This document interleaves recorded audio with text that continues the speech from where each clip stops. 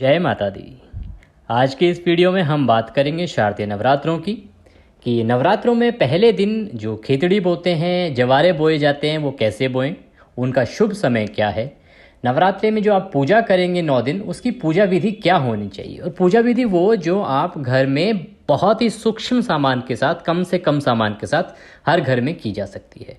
क्योंकि नवरात्रि जो है ये हमारे हिंदुस्तान में हर एक हिंदू के लिए एक ऐसा फेस्टिवल है जो हर घर में इस समय में माँ की पूजा होती है। माँ दुर्गा के 8 रूप हैं, उन 8 रूपों की हर प्रतिदिन एक अलग रूप की पूजा होती है। उसकी कथा भी प्रतिदिन आपको हमारे इस चैनल पे मिलेगी, जिसमें जिस दिन जिस रूप की माँ की पूजा होगी उसकी कथा क्या है, उनकी विशेषता क्या है, क्या भोग आपको उस दिन माता को लगाना चाहिए, किस प्रकार का पुष्प आपको उनको अर्पित करना चाहिए, ये सभी जानकारी आपको प्रतिदिन उस वीडियो में मिलेगी। अभी हम बता रहे हैं कि इन 9 दिनों में आप किस प्रकार से पूजा करेंगे। प्रतिदिन पूजा की एक ऐसी विधि आपको बताएंगे जो कि आप हर घर में आराम से की जा सकती है। आपके पास एक मिनिमम जो सूक्ष्म से सूक्ष्म जो पूजा है, उस प्रकार से हम आपको विधि बताएंगे कि कम से कम सामान के साथ हम कैसे प्रतिदिन पूजा कर सकते हैं। शारदीय नवरात्रि का आरंभ 15 अक्टूबर से हो रहा है। नवरात्रि के इन 9 दिनों में माँ के 9 अलग अलग रूपों की पूजा की जाती है। नवरात्रि का जो आरंभ है यह अश्विन मास के शुक्ल पक्ष की प्रतिपदा से होता है, क्योंकि कृष्ण पक्ष में जो श्राद्ध होते हैं, पितृपक्ष होता है, और उसके इमिडिएटली अमावस्या के अगले दिन से जब शुक्ल पक्ष आरंभ होता है तो शारदीय नवरात्रि आरंभ होते हैं 9 दिन के लिए। इस प्रकार वर्ष 2023 में शारदीय नवरात्रि 15 अक्टूबर से आरंभ हो रहे हैं। 23 को नवमी है और 24 को दशहरे के साथ ये पर्व समाप्त होगा। जो 9 दिन के नौ दुर्गा की पूजा होती है, अगर हम बंगाल की बात करें या अभी भी हिंदुस्तान के बहुत सारे ऐसे क्षेत्र हैं जहाँ पर दुर्गा माँ के पंडाल सजते हैं, तो वहाँ 9 दुर्गा की भी पूजा होती है। और हमारी कोशिश रहेगी कि हम कुछ विशेष पंडाल से आपके लिए इसका एक लाइव टेलीकास्ट भी लेके आएँ और माँ दुर्गा के जो पंडाल सजते हैं उनकी विधिवत पूजा भी आपको बताएं। फिलहाल हम आपको आज बता रहे हैं कि घट स्थापना मुहूर्त क्या है। देखिए, पहले दिन आपको जवारे बोने होते हैं, घट स्थापना करनी होती है। ये शुभ समय में किया जाए, ये बहुत ज़रूरी होता है। तो इसके लिए घट स्थापना का जो शुभ मुहूर्त है उसको जान लेना अति आवश्यक है। अब बात आती है कि जो खिचड़ी बोनी है, जवारे बोने हैं या घट स्थापना करनी है, उसका शुभ मुहूर्त क्या है। तो उसके लिए सबसे उत्तम समय है सुबह 6:21 से और सुबह 10:12 तक। ये जो समय है ये सबसे उत्तम मुहूर्त है। इस समय में आप घट स्थापना कीजिए, जवारे बोइए, माता की पूजा कीजिए, 9 दिनों की पूजा आरंभ कीजिए, ये सबसे उत्तम रहेगा। बात आती है कि हम नवरात्रि के पहले दिन जवारे क्यों बोते हैं, जौ क्यों बोते हैं, या कुछ लोग खिचड़ी बोलते हैं पंजाब या दिल्ली में, तो वो खिचड़ी क्यों बोते हैं। देखिए, इसकी वजह ये है कि सबसे पहले जब षष्ठी का निर्माण हुआ था तो सबसे पहले जो ब्रह्मा जी हैं उन्होंने जो पहली वनस्पति जो बोई थी, पहली फसल जो बोई थी, वो जौ की थी। जौ को षष्ठी की पहली फसल माना जाता है। जब भी देवी देवताओं की पूजा की जाती है तो जौ अर्पित किए जाते हैं। मान्यता ये भी है कि जौ अन्न यानी ब्रह्मा के समान है। जो आप जौ बोते हैं ये नवरात्रों में, वो किस प्रकार से उग रहे हैं, ये बहुत सारे संकेत भी देते हैं। इन संकेतों के बारे में हम अपने किसी और वीडियो में बात करेंगे कि आपके जवारे जैसे उगे हैं उनके क्या संकेत हैं, आपका किस प्रकार से जवारे का उगना क्या संकेत देता है। अब बात करते हैं कि जवारे जो बोएंगे, आप जौ बोएंगे तो उसकी विधि कैसे होनी चाहिए, कैसे उनको बोया जाए ताकि वो खूब सारे अच्छे से खिले।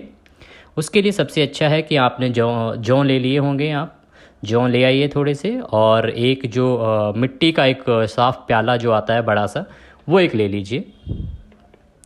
प्याले को पहले पानी से धो लीजिए।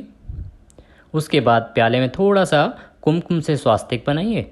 इसके बाद उसमें मिट्टी डालिए। शहरों में क्योंकि मिट्टी नहीं मिलती है तो जो पलस्तर में यूज़ होता है, कंस्ट्रक्शन में यूज़ होता है, बुरादा आता है काले रंग का, वो भी आप यूज़ कर सकते हैं। उसमें भी खिचड़ी अच्छी उगती है। कुछ लोग अगर चाहें तो उसमें गोबर की सूखी खाद डाल सकते हैं, अन्यथा खाली मिट्टी भी काफ़ी है। फिर साफ़ पानी का थोड़ा सा छिड़काव दीजिए। अपने हाथ में थोड़ा सा पानी लीजिए और उसको हल्का छिड़काव दीजिए कि जो मिट्टी है वो थोड़ी गीली हो जाए, हल्की गीली हो जाए। जब वो गीली हो जाए तो जितना भी आपका प्याले का साइज़ है उसके हिसाब से आप थोड़े से जौ लीजिए, हाँ, और वो उसमें डाल दीजिए। आपने जब जौ उसमें डाल दिए हैं तो आप उनको मिला दीजिए मिट्टी में, जिससे क्या होगा कि वो थोड़े मिट्टी में दब जाएंगे। और उसके बाद हल्के से पानी का छिड़काव दे दीजिए। अब आपने जवारे बो दिए हैं, अपनी खिचड़ी बो दी है, 2 से 3 दिन में ये खेतड़ी अपने आप ही आप देखेंगे कि जौ जो है अंकुरित होंगे और खेतड़ी आपकी बाहर सामने आएगी और वो बहुत ही अच्छी होगी। अब बात करते हैं बाकी पूजा की कि आगे घट स्थापना कैसे करनी है। तो घट स्थापना के लिए आप क्या करेंगे कि अगर आपके मंदिर में बहुत बड़ी जगह है तो वहाँ पे स्थापना करेंगे। मंदिर आपका अगर छोटा है तो आप एक चौकी ले लीजिए, उस चौकी पे एक लाल रंग का वस्त्र बिछाइए। लाल रंग का वस्त्र बिछाने के बाद उस पर माँ दुर्गा की कोई प्रतिमा स्थापित कीजिए। उसके नीचे पहले चावल के 2 दाने डालिए, हाँ उसके ऊपर ये प्रतिमा स्थापित कर दीजिए। कलश स्थापित करना है। कलश स्थापित करने के लिए पहले चावल के कुछ दाने नीचे डालिए। आप चाहें तो उसके नीचे सतिया बना सकती हैं, स्वास्तिक बना सकते हैं। उस पर थोड़े चावल के दाने डालेंगे आप, थोड़ा कुमकुम डाल सकते हैं उसमें।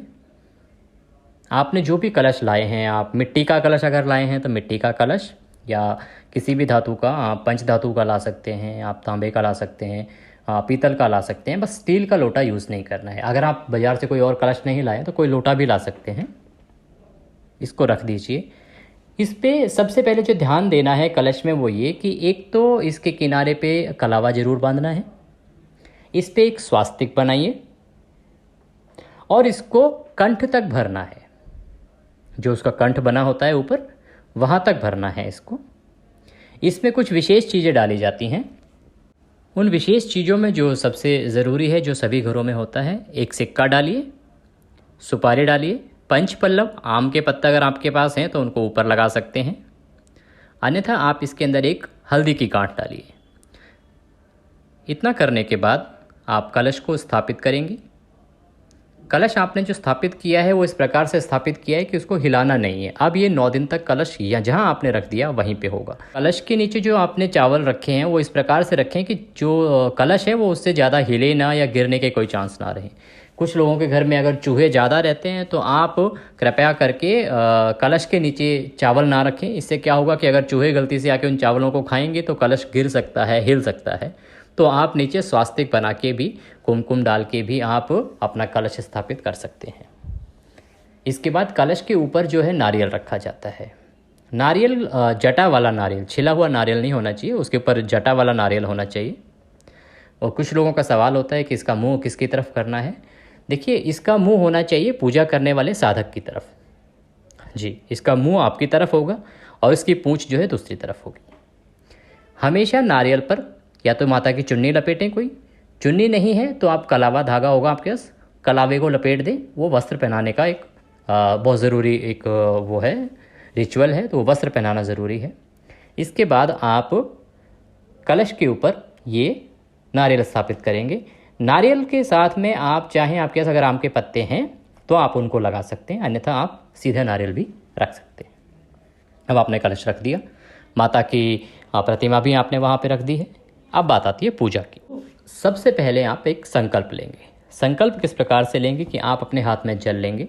जल लेके आप स्मरण करेंगे भगवान को और उसके बाद अपना नाम लेंगे, अपना गोत्र लेंगे, किस स्थान पर आप विराजित हैं, क्या आपका मकान नंबर है। और उसके बाद आप माता से प्रार्थना करेंगे, भगवान से प्रार्थना करेंगे कि हे प्रभु, आज मैं ये संकल्प करता हूँ कि मैं, अगर आप 9 दिन के व्रत रखने वाले हैं तो वो बोलेंगे कि आप 9 दिन तक व्रत रखेंगे।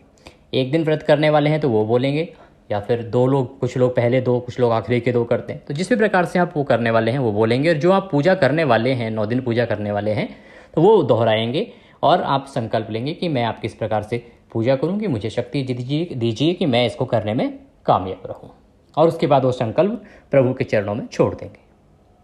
संकल्प के बाद आप बाकी पूजा आरंभ करेंगे। इसमें सबसे पहले माता को स्नान कराएंगे। अगर आपके पास कोई प्रतिमा धातु की है, धातु की अगर आपके पास माता की कोई प्रतिमा है तो आप पंचामृत से स्नान कराइए।